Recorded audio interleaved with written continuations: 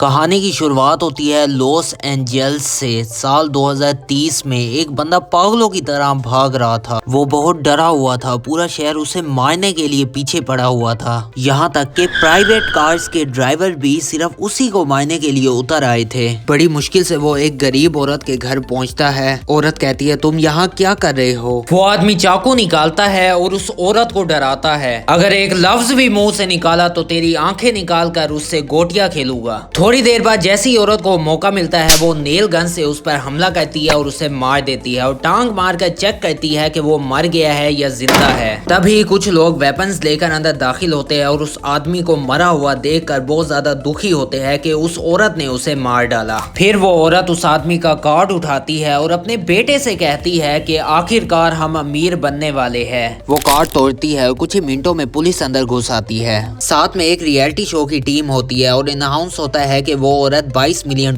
जीत गई है। फिर पता चलता है कि ये एक गेम है जिसमें लाखों लोग हिस्सा लेते हैं। हर दिन एक रैंडम आदमी चुना जाता है पैसा जीतने के लिए। अगर सूरज डूबने से पहले कोई आदमी को मार दे तो इनाम मारने वाले को मिलेगा, लेकिन अगर कोई ना मार सका तो इनाम उसी आदमी का रहेगा। लेकिन शर्त ये है कि कोई आग वाला हथियार यानी पिस्टल या राइफल इस्तेमाल नहीं कर सकता। उसी दिन हमें एक लड़की दिखाई देती है जिसका नाम है कैटी, एक नाकाम एक्ट्रेस जो अपनी किस्मत आजमाने लॉस एंजलिस आई है ऑडिशन लेने। उसके साथ बैठी औरत कहती है, तुम बड़ी मासूम लगती हो, अपना ख्याल रखना बेटा, यहाँ सब लोग चोर है। लड़की कहती है, शुक्रिया नसीहत का, आप बहुत अच्छी लेडी हैं। औरत उसका हाथ पकड़ती है और कहती है, ऐसा मत कहो, तुम मेरी बेटी जैसी हो, अब मैं यहाँ उतरती हूँ, ओके गुड बाय। थोड़ी देर बाद जब वो अपनी कलाई देखती है तो शौक हो जाती है कि उस औरत ने उसकी घड़ी चोरी कर ली। अपने ऑनलाइन बुक किए हुए कमरे में पहुंचती है। कमरे को देखकर वो परेशान हो जाती है क्योंकि जो कमरा उसने मोबाइल में देखा था वो तो बिल्कुल अलग निकला। कहती है, हम अलग अलग फोटोज का इस्तेमाल करते हैं ताकि गाहक को फंसा सके। जैसे ही कैटी बेड पे बैठती है तो बेड नीचे गिर जाता है, लेकिन वो मजबूर थी क्योंकि इस कमरे का किराया सस्ता था। उसके बाद एला का मंगेतर आता है और एला से कहता है, देखा कल का इवेंट, कल लॉटरी का इनाम होगा $600 मिलियन।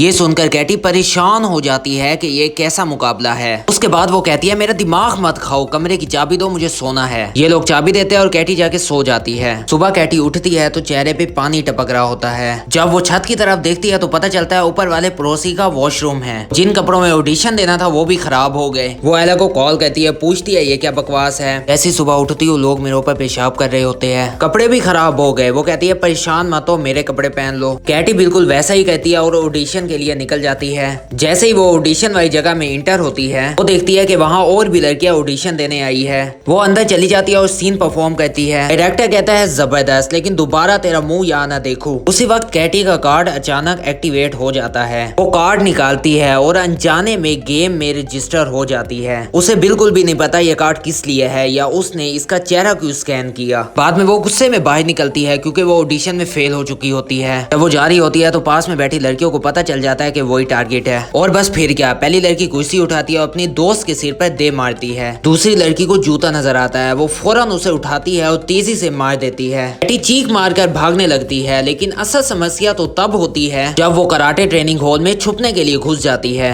अब जाहिर है सारे कराटेबाज लड़के उस पर टूट पड़ते हैं। वो बेचारी अकेली सबके बीच में पिट रही होती है। कप्तान चिल्लाकर कहता है, उसे सिर्फ मैं मारूंगा। फिर वो उसे उठाता है, घुमाता है और दीवार में दे मारता है, जिससे वो लड़कियों की जिम में गिर जाती है। जैसे ही सबको पता चलता है कि वही विनर है, सब उस पर टूट पड़ते हैं। वो कराटे वाले भी पहुंच जाते हैं और सब लड़ रहे होते हैं कि उसे कौन मारेगा। आखिर में कोच उसे गर्दन से पकड़ता है और कहता है, इसे मैं मारूंगा। जैसे ही वो मारने लगता है तो अचानक नोयल वहां आ जाता है और कोच के कंधे पे गुस्सा मारकर उसे दीवार में दे मारता है। फिर वो लड़की से कहता है कि डरने की जरूरत नहीं, मैं बॉडी गार्ड हूँ, अगर तुम मुझे इनाम में से 10% दोगी तो मैं तुम्हें बचा लूंगा। उसने कहा, ठीक है भाई, पूरा इनाम भी दे दूंगी, बस बचा लो। नोयल अपनी कमाई से बेल्ट के जरिए उसे बांध लेता है ताकि उसे बचा सके। फिर वो सारे दुश्मनों को मार गिराता है। तब एक कमजोर सा लड़का आता है और नोयल उसे कहता है, देख, अगर मैंने तुझे मारा तो मुझे ही तरस आ जाएगा, मैं 3 की गिनती करूंगा, अगर तू भाग गया तो मैं तुझे छोड़ दूंगा। वो कहता है, जैसे आप कहे सर। फिर वो बिल्डिंग से निकलते हैं और पता चलता है कि हर 15 मिनट बाद एक ड्रोन उसे ट्रैक कर रहा है ताकि बाकी प्लेयर्स को उसका लोकेशन मिलता रहे। उन्हें एक गाड़ी मिलती है, वो उसे लेकर वहां से फरार हो जाते हैं। लड़की नोयल से कहती है, ये कैसी गेम है जिसमें लोग मुझे मारने के पीछे पड़े हैं, मुझे इससे निकलना है, कोई हल निकालो। नोयल कहता है, हल सिर्फ एक है, तुम्हें शहर के लोगों से बचना होगा, अगर तुम निकलोगी तो मैं भी अपने 10% से हाथ धो बैठूंगा। बैठूंगा। लेकिन फिर उसे शक होता है कि नोएल शायद उसे मार दे और पूरा इनाम खुद ले ले। पूरा शहर उनके पीछे होता है। वो दोनों सेफ्टी हेलमेट पहन लेते हैं। तभी अचानक गाड़ी में एक लड़की घुस जाती है। वो चाकू निकालती है और उसे मारने की कोशिश करती है। नोएल कहता है तुम गाड़ी चलाओ, मैं इसे देखता हूँ। वो लड़की के सर को जोर से पकड़ता है और गाड़ी से धक्का मारकर उसे बाहर निकाल देता है। लेकिन आगे जाके गाड़ी खराब हो जाती है। लड़की नीचे उतरती है और भागने लगती है। नोएल उसे पकड़ लेता है। वो कहती है सच सच बताओ, तुम मुझे मार का इनाम लेना चाहते हो ना? नोएल उसे कहता है नहीं, मैं तुम्हें बचाना चाहता हूँ। तब पुलिस वहाँ आ जाती है। लड़की नोएल से कहती है पकड़े जाने से पहले मुझे कुछ कहना है। वो पुलिस के पास जाती है मदद मांगने के लिए। तब उसे पता चलता है कि पुलिस भी उसे मारना चाहती है। नोएल फौरन आके उसे बचाता है और वो पुलिस को चकमा देकर फौरन भाग जाती है। वो एक मैगजीन से अपना चेहरा छुपाती है। फिर जैसे ही वो कार्ड देखती है तो पता चलता है कि ड्रोन ने उसकी लोकेशन शेयर कर दी है और जितने भी लोग आसपास होते हैं समझ जाते हैं कि खिलाड़ी यही है। सब अपनी गन्स निकालते हैं और उसकी तलाश शुरू हो जाती है। वो एक वैक्स म्यूजियम में छुप जाती है और खुशकिस्मती से कोई उसे वहाँ नहीं देख पाता। थोड़ी देर बाद एला उसे कॉल करती है और पूछती है वो कहाँ है। वो कहती है कपड़े पहुंचाने में देर हो गई, मजबूर थी।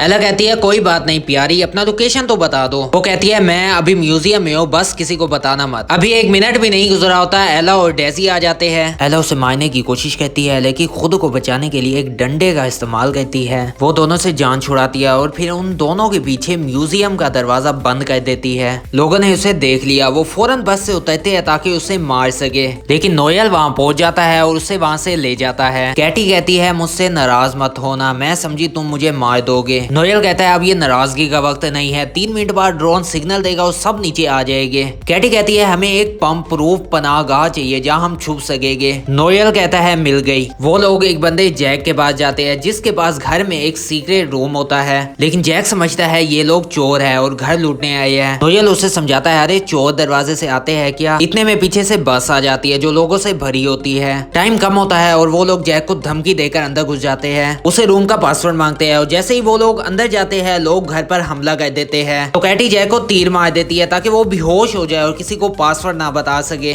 और अब नोएल और कैटी आपस में बातचीत करने लगते हैं। कैटी अपनी नाकाम एक्टिंग की कहानी सुनाती है और कहती है कि मेरा अब कोई भविष्य नहीं है। फिर वो नोएल से पूछती है तुम हमारी मदद क्यों कर रहे हो? नोएल कहता है मेरे लिए सबसे अहम है लोगों की जान बचाना, पैसे मेरे लिए कुछ मायने नहीं रखते। इतने में एला और डेजी भी वहाँ पहुंच चुके होते हैं। एला जैक को उठाती है और मारने लगती है ताकि वो होश में आए। फिर उसे उठाकर स्विमिंग पूल में फेंक देती है। वो होश में आ जाता है और एला उससे पासवर्ड ले लेती है। नोएल और कैटी अंदर बहुत डर जाते हैं। नोएल एक दोस्त को फोन करता है और कहता है कि इन सब के मोबाइल हैक करके उड़ा दो। दोस्त वाकई फोन को हैक करता है और ब्लास्ट कर देता है। सब जख्मी हो जाते हैं। ये मौका देकर नोएल और कैटी वहाँ से निकल जाते हैं। लेकिन नोएल देखता है कि एक आदमी जल रहा है। वो अपनी टांग से आग बुझाने की कोशिश करता है। जलने वाला कहता है कि भाई आराम से, तुमने मेरी टांग तोड़ दी। बाहर निकलते ही उनका सामना एक बख्तरबंद गाड़ी और ट्रेन गार्ड से होता है। गार्ड्स कहते हैं कि कैटी तुम हमारे साथ चलो वरना हम तुम्हारी लाश भी ले जाएंगे। कैटी कहती है ठीक है और साथ मेरा बॉडीगार्ड भी जाएगा। गार्ड्स मान जाते हैं और वो सब गाड़ी में बैठ जाते हैं। कैटी कंफ्यूज रहती है कि आखिर वो लोग जा कहाँ रहे हैं। गाड़ी उन्हें एक एजेंसी के हेडक्वार्टर ले जाती है जहाँ उनकी मुलाकात लुइस से होती है जो एजेंसी का लीडर है। लुइस कहता है कि तुम अब तक जिंदा कैसे हो, मैं हैरान हूँ। अक्सर लोग तो 15 मिनट में मर जाते हैं लेकिन तुम सेफ हो। यहाँ तुम्हारी हिफाजत मेरी जिम्मेदारी है लेकिन मुझे इनाम का 30% चाहिए। कैटी मान जाती है। दोनों मेडिकल चेकअप के लिए क्लिनिक जाते हैं ताकि अपने जख्मों का इलाज करवा सके। इस दौरान कैटी नोएल को अपनी कहानी सुनाती है। वो कहती है मेरे पापा ने मुझे छोड़ दिया, मम्मी बीमार है, तब से मैं कोई भी काम करती हूँ ताकि इलाज के पैसे जमा कर सकूं। मैं यहाँ सिर्फ ऑडिशन देने आई थी लेकिन वो भी फेल हो गया। नोएल कहता है मैं एक वक्त फौजी था और लुइस जो अभी बाहर है वो मेरी टीम में था। एक बार मैंने एक मिशन से इनकार कर दिया जिस वजह से पूरी टीम मर गई, बस लुइस बचा। तभी से वो मुझसे नफरत करता है। तब एक लड़की आती है और कैटी से कहती है कि लुइस तुम्हें सूरज डूबने से पहले एक सुरक्षित जगह पर ले जाएगा ताकि तुम जीत सको। बस अपना चेहरा इस डिवाइस पर रख दो। ये मशीन इसलिए था ताकि एक खास मास्क बनाया जा सके जिससे कोई भी उसे पहचान न सके। और वाकई में मास्क बन गया, एक बुरे आदमी का मास्क। लेकिन नोएल को कुछ अजीब सा महसूस हो रहा था। उसने कहा कि लुइस तुम्हें अकेले में मारने की प्लानिंग कर रहा है ताकि पूरा इनाम ले सके। लेकिन कैटी को उसकी बात पर यकीन नहीं आया। उसी वक्त लुइस अंदर आ जाता है और दोनों को गैराज ले जाता है। वहाँ लुइस कहता है कि कैटी एक गाड़ी में बैठे और नोएल दूसरी में। यही कैटी समझ जाती है कि लुइस उसे धोखा देगा। वो उसे नीचे किक मारती है। अचानक लोग अंदर घुस आते हैं ताकि उसे मार दे लेकिन खुशकिस्मती से कोई उसे पहचान नहीं सकता। तो कैटी लुइस की एक गाड़ी लेकर निकल जाती है। लुइस नोएल को पकड़ लेता है और इतना मारता है कि उसकी हड्डी तोड़ देता है। जब कैटी भाग जाती है तो लुइस उसे कॉल करता है और ब्लैकमेल करता है कि वो नोएल को मार देगा। जाएगा। केटी कहती है तुम क्या चाहते हो? वो कहता है शहर के बीच वाले थिएटर में आ जाओ। और उस वक्त सूरज डूबने में सिर्फ 18 मिनट बाकी थे, लेकिन केटी ने फैसला किया कि वो नोएल को बचाएगी क्योंकि कई बार वो उसे बचा चुका था। उसने अपने साथ पिस्तौल भी ले ली। वहां पहुंचती है तो देखती है नोएल जंजीरों में बंधा हुआ है। केटी कहती है अगर तुमने उसे ना छोड़ा तो मैं खुद को मार लूंगी और तुम इनाम से हाथ धो बैठोगे। वो कहता है आसान है, मैं तुम्हारी उंगलियों के निशान हटा दूंगा और अपने लगा दूंगा। केटी कहती है जबरदस्त आइडिया, लेकिन मैं लाइव हूँ और सारी दुनिया देख रही है। वो कहता है अच्छा ठीक है, रिलैक्स हो जाओ और पिस्टल दो। केटी कहती है ठीक है, मगर पहले नोएल को छोड़ो, जाने दो। जैसे ही वो खुद को मारने लगी वो कहता है रुक जाओ, मैं उसे छोड़ रहा हूँ, ये लो चाबी। फिर कहता है आराम से मुझे पिस्टल दो। केटी कहती है मुझे यकीन था तुम्हारे दिल में रहम है, ये लो पिस्टल। मगर अचानक उसे जोरदार किक मार देती है, लेकिन लोग अंदर घुस आते हैं और नोएल को बचाने से पहले केटी को घेर लेते हैं। नोएल खुद को आजाद कर लेता है और लोइस से लड़ने लगता है ताकि वो केटी को मार न सके। अब सूरज डूबने में सिर्फ 4 मिनट बाकी रह गए थे। इसी वक्त एक और ग्रुप अंदर आ जाता है और केटी खुद को बड़ी मुश्किल में पाती है। वो थिएटर से भागती है ताकि कहीं महफूज हो सके, लेकिन लोग पीछे पड़ जाते हैं। नोएल लोइस को जोरदार मुक्का मारता है। फिर वो थिएटर का सेट तोड़ता है ताकि कोई केटी के पीछे ना आ सके, मगर लोइस के आदमी मानव सीढ़ी बना के उसके पीछे आ जाते हैं। लोइस इस तक पहुंच जाता है और उसका गला दबा देता है। कहता है तुम्हारी मौत सिर्फ मेरे हाथों होगी। मगर केटी फिसल जाती है और एक लोहे के रोड से लटक जाती है। केटी ने लोइस की जेब में मौजूद ग्रेनेड की पिन अपनी चाबी से निकाल ली। वो नीचे गिरती है और ग्रेनेड फट जाता है। लोइस मर जाता है और मुकाबले का वक्त भी खत्म हो जाता है। जब वो हवा में लटकी होती है तो लोग उसे बचा लेते हैं क्योंकि वो इनाम जीत चुकी है। इसके बाद जॉनी आता है और उसे इनाम देता है। खुशकिस्मत लड़की ने इतिहास की सबसे बड़ी रकम जीत ली, 3 अरब 600 मिलियन डॉलर। दिन गुजरते हैं और वो बड़ी बड़ी कंपनियां बना लेती है, बच्चों के लिए पनाह गाह बनाती है और गरीबों की मदद करती है। और सबसे खूबसूरत बात, उसने नोएल से शादी कर ली, उसके साथ खुशहाल जिंदगी बिताने लगी।